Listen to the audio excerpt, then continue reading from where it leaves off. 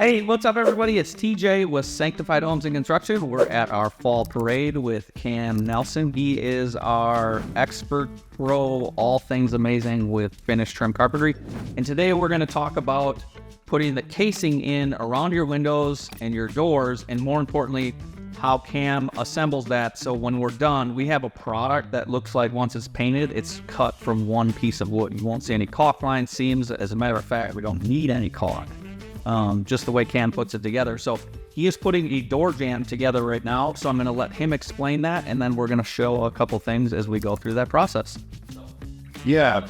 So first thing we do is we go through, take all of our measurements for our doors, and we batch cut all of our casing, the heads, the legs, everything.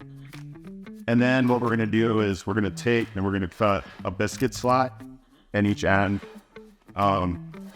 So that when it comes to assembly, it's pretty simple. We just insert the biscuit and then it'll accept the other piece. But what that does is it just flushes the faces up, and so I don't have to, try to hold it nice and flush. Sure. And here's where the trick is. Basically, what we're using here is it's a hot melt polyurethane adhesive. It gets heated up to 356 degrees. It's not like a glue stick glue gun. This is an actual like polyurethane wood to wood adhesive. It's got a 30-second set time. So it's specifically made at wood. Yeah, specifically for wood to wood. So what this does, we'll do a piece here. It makes assembly time a lot quicker. So we'll glue a piece. So, and as you're gluing that, you're getting that into the biscuit joint. Yeah, you're wanting to cover most of the surface on one of the sides here. And yes, you're going to want to try to get it. It doesn't take much, but you're going to want to get it into that biscuit joint a little bit.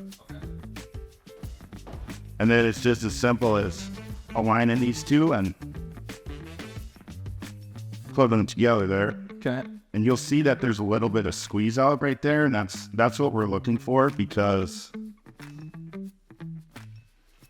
this glue has gap filling properties. So basically, like if you had like maybe your cut was off by like a millimeter, or you had a cut piece of casing or something, once this gets sanded out, it might look like there's like a darker line there, but you can run your fingernail over it and there's no seam at all. Yeah. So I'll show you with the squeeze off here on this side. You just take a putty knife, flakes right off the surface. Yeah. So one of the things with that is, so this is a wood to wood, right? Yeah. So if you've watched our videos, we don't like MDF. I think you probably can use that on that because it's a cardboard compressed something. Yeah, it would still work on MDF, but it's specifically made for wood to wood. Okay. Yeah. Okay. So that was good. And Cam knows why we only use wood versus MDF. But I think more importantly, the thing is with a finished product, whether you're buying, a starter home or you're building your forever home, we want to make sure these joints are tight, because we go into homes and all of a sudden you see it cracking and pulling apart, or the caulk dries. Yeah. So yeah, and once the moisture comes out of a house, maybe it's a year or two old, it starts settling a little bit. I've fixed casings and stuff like that where someone didn't get enough regular glue in there. But this stuff will never come apart. It'll never crack. So you've had no callbacks ever? No. Yeah. And you guys, we love it. We've done, for the last 3 years, this is the only way we've been putting trim together. Well, Cam's our only carpenter that will let me trim on our homes anyway. But more importantly, right, like we want you to have an amazing product at the end of the day that's durable. So we use real wood, and then, we're going to use local contractors that have been doing this. Cam's been doing it with his dad. We used to build homes since he was probably 10. I'm pretty sure that's when he started. And he told me he started by doing it, and his dad would put him in the basements and he would put on the hot tar. Was that it? Yeah, pretty much everything. Yeah. So he's been around a long time.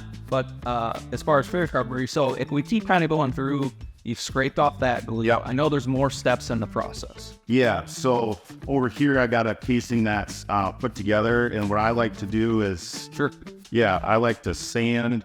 They're basically perfect, but what I'll do is I'll just take the Festool Rotex 90 with a 120 pad on it, and just touch them up a little bit. So,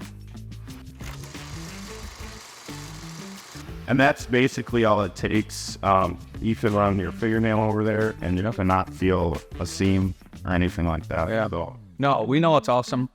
We love the way that Cam has come up with a system to put stuff together. So we're going to jump right over behind us quick, and I'm actually going to show you how once this is dried and set up for 24 hours. yeah, usually it depends on how much moisture's in the air, but I like to give them 24 hours, and then you can't pull apart. Like the wood will break before you dry. Okay, guys, so we're going to jump over here. We're going to see if I can pull it apart. All right, guys, so we have one of our door casings that's sanded. It's perfectly smooth, and you'll see once it's painted, you can't tell that there's two pieces of wood that are put together. So if I just pull, just try to pull that apart, you're not pulling that apart, okay? So for any of you that try to show me up and say I'm wrong, yes, I could flex this and break the wood apart, but you are not pulling that joint apart, and it's not even been set up for the full 24 hours yet. So guys, one, I want to say thank you to Cam, who does all of our trim work. This is really his system that he showed us about, and I would want any of our trim anywhere put together a different way.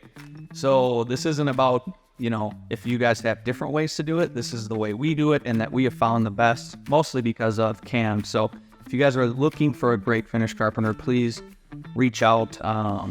We can get you in contact with them. In the meantime, make sure you guys are tuning in, following, hitting like and subscribe. We will have a link to some of the tools we used in this video so you can get that stuff to access for yourself.